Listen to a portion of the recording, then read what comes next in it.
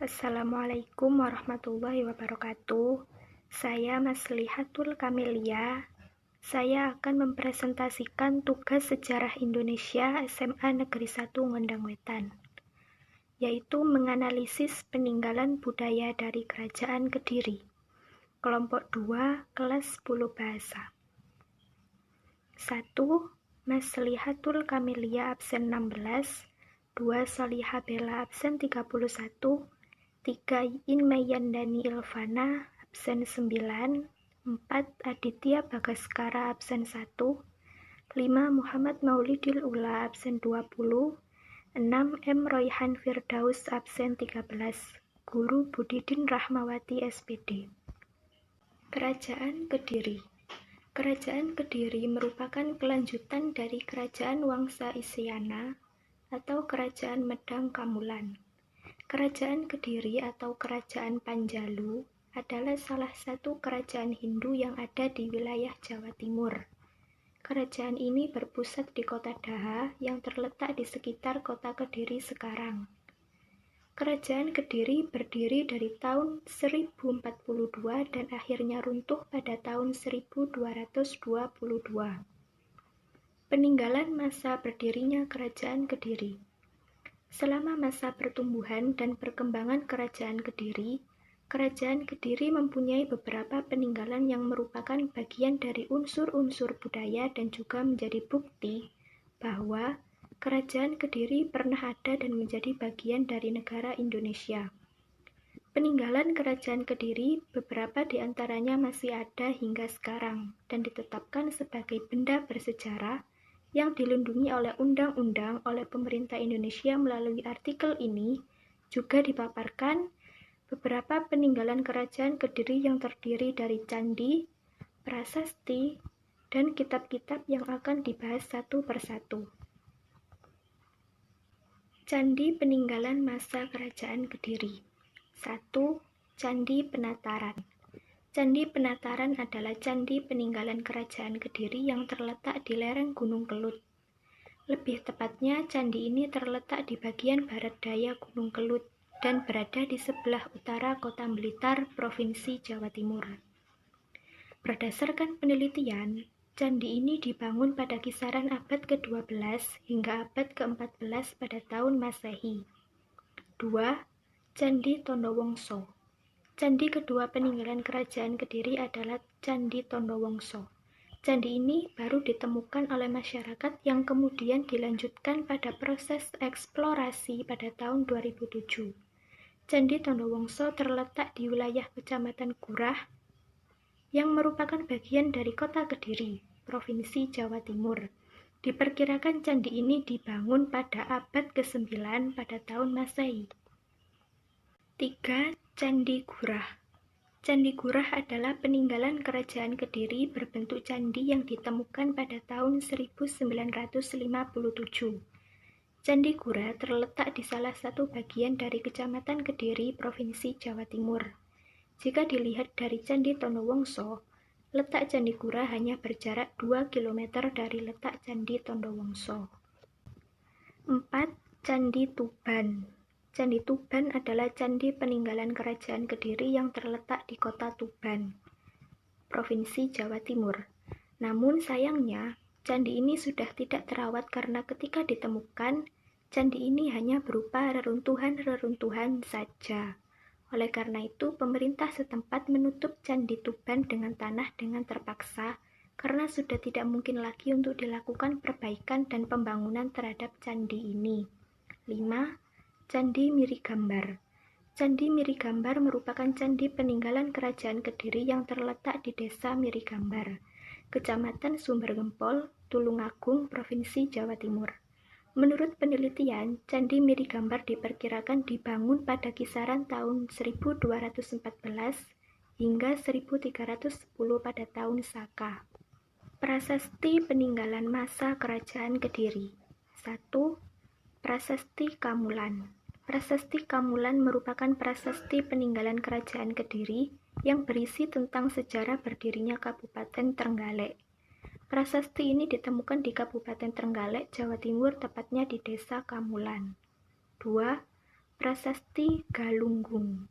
Prasasti Galunggung juga merupakan prasasti peninggalan Kerajaan Kediri.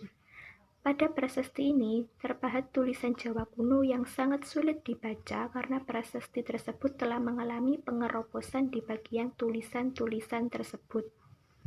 Prasasti ini ditemukan di daerah Rejotangan, Tulungagung, Provinsi Jawa Timur. 3. Prasasti Talan. Prasasti peninggalan Kerajaan Kediri ini berisikan tentang penetapan Desa Talan sebagai bagian dari wilayah Panumbang.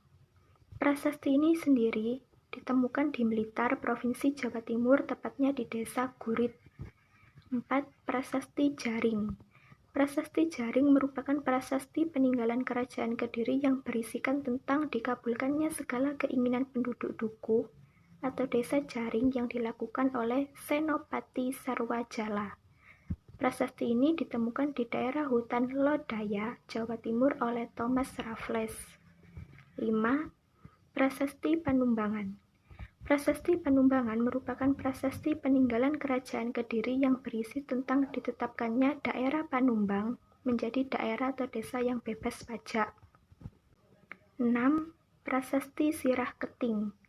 Prasasti ini berisikan tentang pemberian penghargaan yang berupa tanah dari Jayawarsa kepada rakyat desa sebab rakyat desa ini telah dianggap memiliki jasa.